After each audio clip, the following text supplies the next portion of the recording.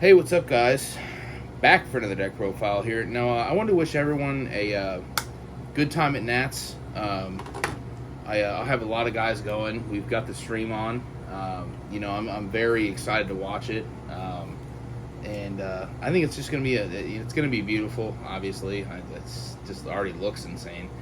But I have a couple deck profiles here. Obviously, you'll see the next one on Wednesday. This is the Light and Darkness Dragon Link.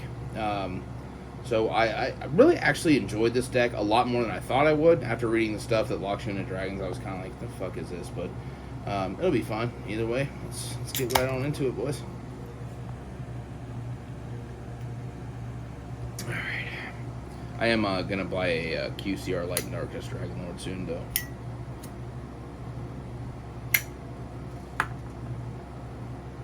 Alright.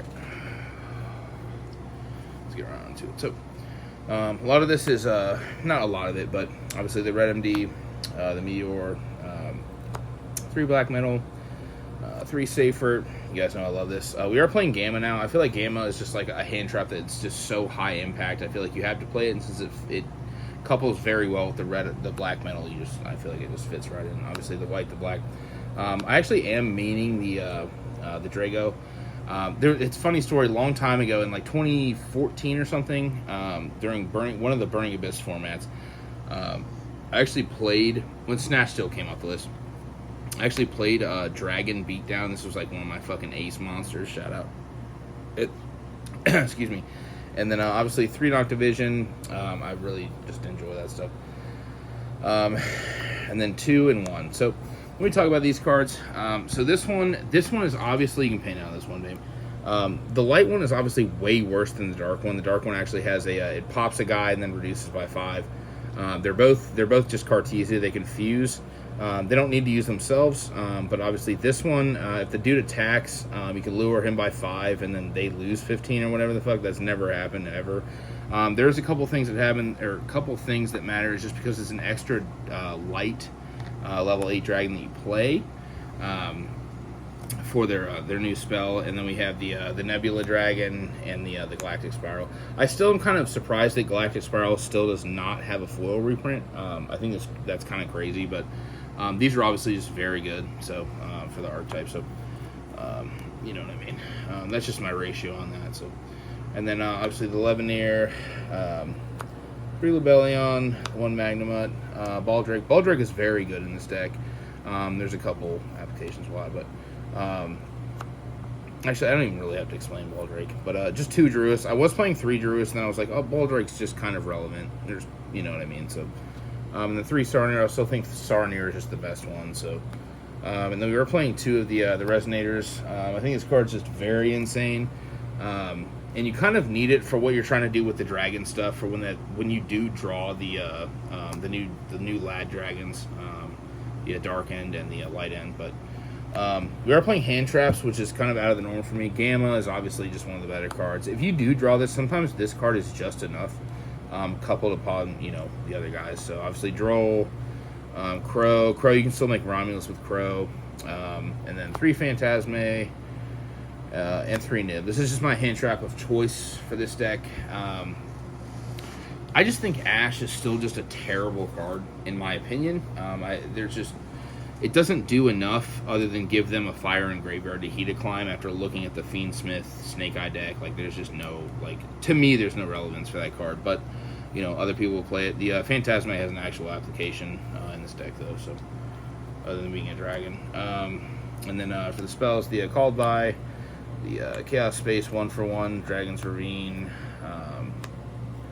and then obviously these guys. And then for the only 2 of in the deck, I was playing more Board Breakers, but I decided against it just to test with the hand traps, and they turned out to be pretty good. So this card's actually just super good. I think if I was playing 40 cards or 40-ish cards, which let me know if you guys are tired of 60. Because I was thinking, as of the new format, like with how strong decks are, instead of playing 60, I was actually going to try and go back to 40 and then test it, but we'll see. I mean, I'm not really sticking to that unless you guys want that. So this card's very insane. Puts a light back to search a dark, you know what I mean? And then this is the main reason I was playing this deck. So obviously the rivalry, the 3 Skill Drain, and then the 2 Dragon's Mind. So the kind of cool thing about this card is obviously, like I mentioned with Phantasme, you can Dragon Bind this. The only card this doesn't really stop is them summoning Flameburge. You know what I mean? Or Princess or something like that. So this card's very good, but you know, it has its applications. I'm going to explain this card a little bit longer, a little bit more as I go. Alright. And then the new Light and Darkness Dragonlord. This is very nostalgic for me. Rest in peace, the voice actor of Chaz, for sure. This card, the only thing I don't like about this is this card loses 1,000 on res instead of for cost. So you can't just go negate and then chain this targeting this, because this lets them not special a monster with the original attack of the dragon that you summon, so you have to wait till the next chain to do it. But this card, in theory, is just very good. I'm a huge fan of this. And I kind of tried to play to the archetype instead of just kind of making this more, you know, Dragon Link based in whatever. This whole extra deck, almost this whole extra deck is dragons. And then we were playing the Boral dude.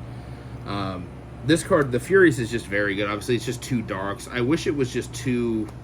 I actually don't really know what I wish it was, but it's good the way it is. I wish its attack was a little lower for Dragon's Mind, but obviously we're playing the Striker, the Pisty, the Ramis. We are playing 2 Seal in this list. I think 2 Seal is definitely necessary. Then we're playing the SP, of course. Then we are playing the, since we're playing the Resonator, we are playing the boys. Obviously this, and then this card's also just super relevant and comes out sometimes because of the stat with the Dragon's Mind. You know what I mean? So, and then we are playing the other Synchros.